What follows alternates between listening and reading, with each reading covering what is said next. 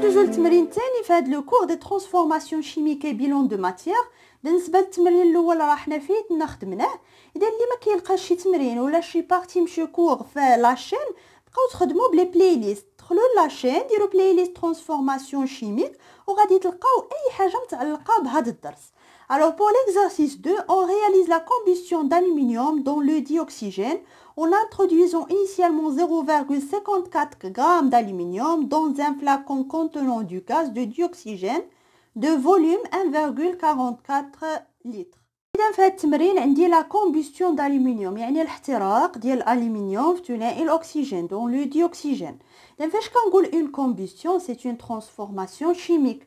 لأن قلنا في لي ترانسفورماسيون شيميك خاص يكون عندي دي رياكتيف اي دي برودوي، وفي لي كومبوسيون كاملين ديما كيكون عندي دي برودوي اللي هما جداد، وبالتالي راه لي كومبوسيون كاملين سو سون دي ترانسفورماسيون. ما العكس ماشي صحيح، ماشي جميع لي رياكسيون شيميك ولا لي ترانسفورماسيون شيميك سون دي كومبوسيون.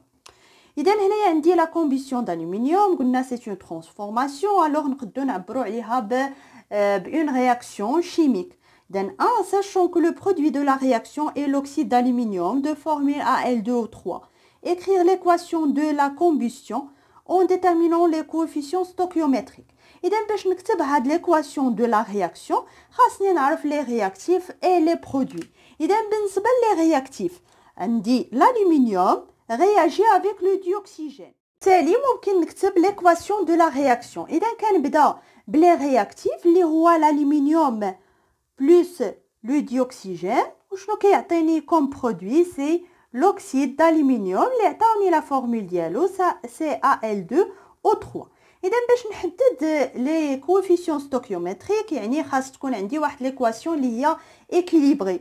اذا كنشوف واش ليكواسيون ايكيليبري يعني كنشوف هنايا واش لي زاتوم اللي كاينين في لي رياكتيف هما اللي كاينين في لي برودوي. اذا هنا عندي الالومنيوم لوكسيجين، حتى هنا الالومنيوم لوكسيجين. واش لو نومبر دي زاتوم دي رياكتيف هو لو نومبر دي زاتوم دوكسيجين، كنحسب. اذا هنايا عندي ان اتوم دالومنيوم، مي هنايا عندي دو زاتوم دالومنيوم، هنا عندي دو زاتوم دوكسيجين، هنا عندي 3 زاتوم دوكسيجين. alors pour équilibrer l'équation كنبدا هاد الالومنيوم عندي هنايا 1 قلنا هنايا 2، الوغ فاياش غادي غنضرب هنايا في 2، وبالتالي راه ولا عندي 2 زاتوم d'aluminium et 2 atomes هنايا في لي برودوي d'aluminium. اذا بالنسبه للاكسجين عندي هنايا 2 اتوم دوكسيجين، مي هنايا 3 اتوم دوكسيجين. اذا شنو خاصني انا؟ هادشي اللي في هاد الطرف يعني في هاد لي رياكتيف يكون هو العدد اللي في لي برودوي. اذا هنا عندي 2 وهنا عندي 3. باش تولي هذا الرقم اللي هنا هو اللي هنا، شنو خاصني ندير؟ الوغ هنا كنضرب في 3 وهنا غادي نضرب في 2. اذا هنا غنضرب هنايا في 3، بالتالي شحال ولا عندي د الاكسجين؟ كنضرب هادي في هاد الانديس هنا، سي 3 فوا 2 سي 6 اتوم دوكسيجين. اذا هنايا شنو قلنا غادي نضربو في 2. ما يمكنليش انا نجي لهنا ونضرب في 2 لان راه غادي نبدل لا فورمول ديال هاد لا موليكول، لان هادي راها سي اون موليكول.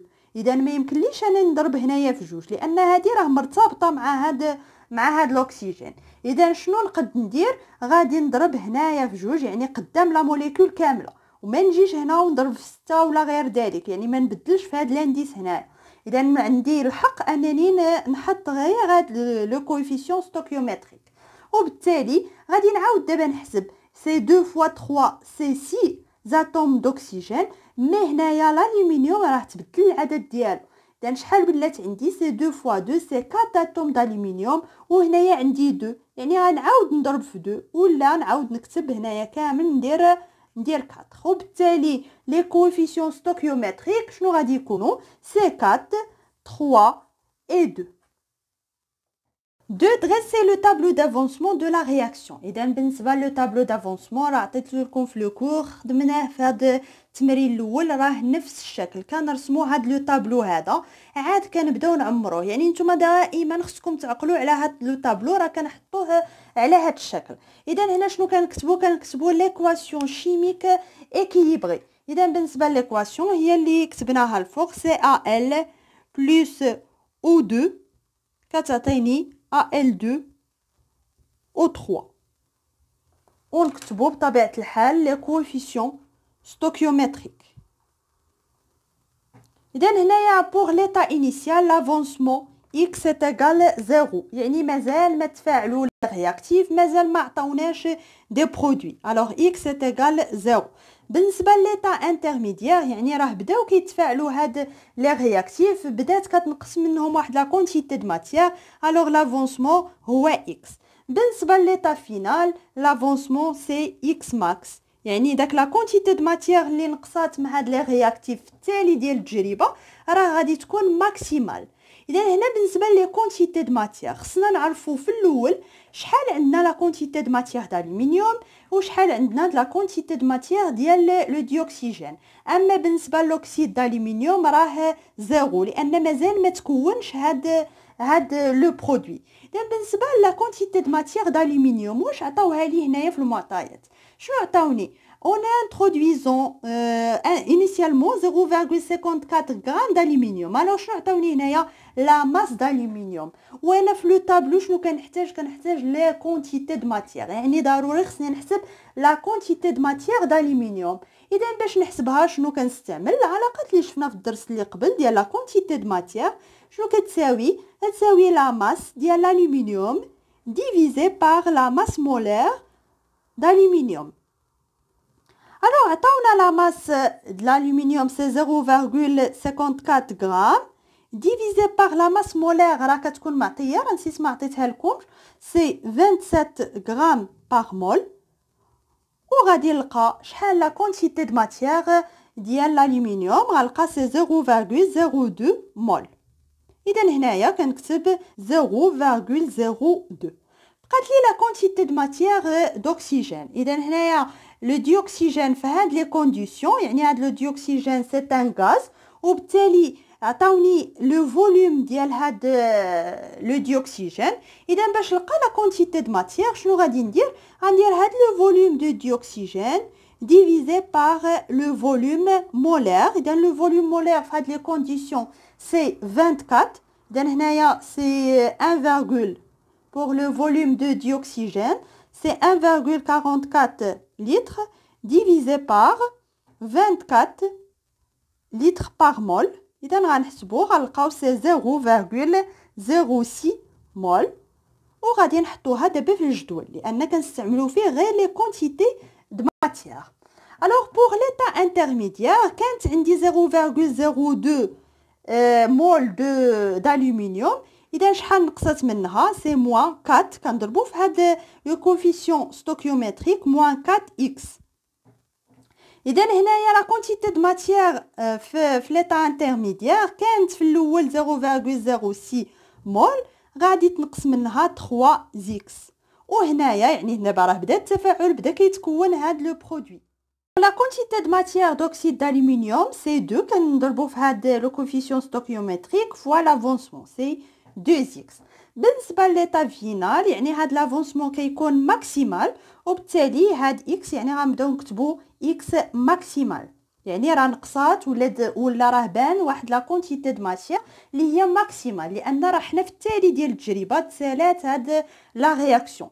اذا 0,02 موان 4 x maximal وهنايا 0,06 موان 3 x maximal وهنايا 2 لافونسمون ماكسيمال. يعني هادو دي كونتيتي د ماتيير في ليطا فينال. الا عرفت انا شحال هو هاد لافونسمون ماكسيمال راه غادي نعرف في هاد التالي ديال التجربه شحال غادي يكون بقى لي ديال الالومنيوم شحال غيكون بقى ديال الاكسجين وشحال يكون تكون ديال هاد لو برودوي دوكسيد d'aluminium. 3. Déterminer l'avancement maximal Xmax et le réactif limitant. اذا باش نحددوا هاد لو رياكتيف ليميتون دائما كنتبعوا نفس المراحل. كنوضعوا دو زيبوتيز جوج ديال الفرضيات. المره الاولى كنفترضوا بان هاد الالومنيوم هو لو رياكتيف ليميتون ستادير هو اللي كيتسالى الاول. لا تسالى يعني راه هاد لا رياكسيون غادي تحبس. اذا وفي هاد ليطا فينال هاد لا كونتيتي هادي راه كتعني لا كونتيتي د ماتيير فينال d'aluminium يعني هاد لا كونتيتي د ماتيير فينال ايتيغال زيرو لان ما بقاش في الاخر هو تسالى يعني ما بقاتش واحد لا كونتيتي د ماتيير في الاخر. اذا هذا ايتيغال زيرو ونحسب هاد اكس ماكس في هاد الحاله. ليبوتيز الثانيه الفرضيه الثانيه ان كنقول بان هاد لو ديوكسيجين هو لو رياكتيف ليميتون وبالتالي الا كان هو لو رياكتيف ليميتون الوغ لا كونتيتي دو ماتيير في ليتا فينال ايتيغال زيرو. اذا هادشي كامل كيساوي صفر. وكنحسب اكس ماكس وكنقارن هاد اكس ماكس اللي لقيتها هنايا مع هادي اللي صغيره فيهم، وكنعرف بان هاد لو رياكتيف راه هو لو رياكتيف ليميتون. اذا داكشي اللي كتبنا هنا on suppose que l'aluminium est le réactif limitant. Alors N final d'aluminium هي هادي. اذا N final est égal 0 كنحط هادي est égal 0 كنحسب x max في الحاله الاولى، في الحاله ديال هاد ليبوتيز الاولى كنلقاها سي 5 fois 10 à la puissance moins 3 ولا كنكتب 0.005 مول. في الحاله الثانيه فاش حطيت فاش افترضت بان الاكسجين هو لو رياكتيف ليميتون حسبت اكس ماكس لقيتها 0.2. اذا فاش قارنتهم لقيت بان هاد اكس ماكس لافونسمون ماكسيمال في الحاله الاولى صغر من الحاله الثانيه، وبالتالي شنو كنقول بان لو رياكتيف ليميتون اي l'aluminium، وبالتالي راه اكس ماكس ايغال 0.005 مول. اذا دابا فاش عرفت هاد اكس ماكس وعرفت لو رياكتيف ليميتون الوغ دابا غادي نعرف نحسب شنو هما لي كونتيتي دو ماتيير على ليتا فينال، هو اللي كنسميوه لو بيلون. الوغ فير لو بيلون دو لا رياكسيون على ليتا فينال، يعني في ليتا فينال نحددوا شنو هما لي كونتيتي دو ماتيير اللي بقاو في لي رياكتيف وشنو لي كونتيتي دو ماتيير اللي بانوا، يعني ديال لي برودوي اللي بانوا. الوغ اكس ماكس لقيتها، وبالتالي ان فينال d'aluminium est égal 0. سي نورمال لان هو لو رياكتيف ليميتون هو اللي كيتسالى، يعني في النهايه التجربه راه غادي تكون لا كونتيتي دو ماتيير ديالو ايغال 0. بالنسبه لا كونتيتي دو ماتيير دو O2 يعني ما نجيش نرجع لهنا، لا هذه غير دي زيبوتيز اللي لقيت اللي اختاريت ليبوتيز الاولى، وبالتالي اكس ماكس دابا خديتها هي 0.005 مول. اذا كنحسب بها اذا ان فينال دوكسيجين هي 0.06. هذه هي ان فينال، راه هذه اللي ما كيفهموش التلاميذ بزاف، هذه هي لا كونتيتي دو ماتيير فينال، يعني كانت 0.06 نقصت منها هاد لا كونتيتي دو ماتيير. دابا عرفنا شحال هي اكس ماكس، اذا غنعرف شحال نقص من هاد لا كونتيتي دو ماتيير، وبالتالي كنعرف شحال بقى في التالي. الوغ سي 0.06 موان 3 اكس ماكسيمال، وكنلقى سي 0.045، يعني راه تفاعلات كانت في الاول 0.06 مول ديال لو ديوكسيجين، تفاعلت منها 0.015 لان سي 3 فوا 0.005، يعني تفاعلت 0.015 مول دو ديوكسيجين. وشحال بقى في التالي؟ غادي يبقى لنا 0.045 مول. بالنسبه لا كونتيتي دو ماتيير d'aluminium اللي تكونات d'aluminium شحال كتساوي؟ سي 2 فوا اكس هنايا ماكسيمال اللي هي 2 فوا 0.005 اللي هي 0.01 مول. بالتالي كنكون حددت لي كونتيتي دو ماتيير دو شاك اسبيس شيميك على ليتا فينال. يعني هذا هو الدور ديال هاد لو طابلو دافونسمون، ان كنجمع فيه لي كونتيتي دو ماتيير في الاول شحال كانوا عندي، في الاخر شحال بقى عندي، يعني كنقد ندير لو بيلون دو ماتيير. اذا دابا الا فهمتوا هاد التمرين وخدمتوه مزيان غادي تحاولوا تعاودوا نفس لي كاستيون، مي هاد المره ما غاديش نستعمل 0.54 غرام d'aluminium، مي غادي نستعمل 2.7 غرام d'aluminium مع نفس لو فوليوم ديال لو ديوكسيجين. اذا غادي تعاودوا نفس الاسئله، واش غادي يبقى لو رياكتيف دائما هو الالومنيوم ولا لا، وغادي تحسبوا في هاد الحاله لو بيلون دو لا رياكسيون ا ليتا فينال. السؤال الثاني اللي غادي نطرحه لكم ان الا بغيت هاد الالومنيوم و الديوكسيجين يتسالاو في مره، يعني في ليطا فينال ما يبقاش لا كونتيتي دو ماتيير بجوج ديال هاد لي دو رياكتيف تكون زيرو، شحال خاصني ناخذ لا ماس d'aluminium في الاول مع هاد لو ميم فوليوم، يعني الفوليوم راه غادي نخليه هو 1.44 لتر، شحال خاصني ناخذ هاد لا ماس d'aluminium باش يتسالاو في مره، يعني في ليطا فينال ما يبقاليش هاد لي كونتيتي دو ماتيير d'aluminium اي دو ديوكسيجين. اذا نحاولوا تجاوبوا على هاد لي دو كاستيون. قلنا في الاول غادي نبدلوا هاد 0.54 غرام ب 2.7 غرام وتعاودوا تحسبوا لي لو رياكتيف ليميتون وهاد لو بيلون دو ماتيير. السؤال الثاني ان شحال خاصني ناخذ ديال هاد لاماس باش ما يبقاوش هاد لي رياكتيف في الاخير، يعني يتسالاو في مره. اذا الا عرفتوا تجاوبوا على هاد جوج ديال الاسئله عرفوا بانكم فهمتوا هاد الدرس مزيان.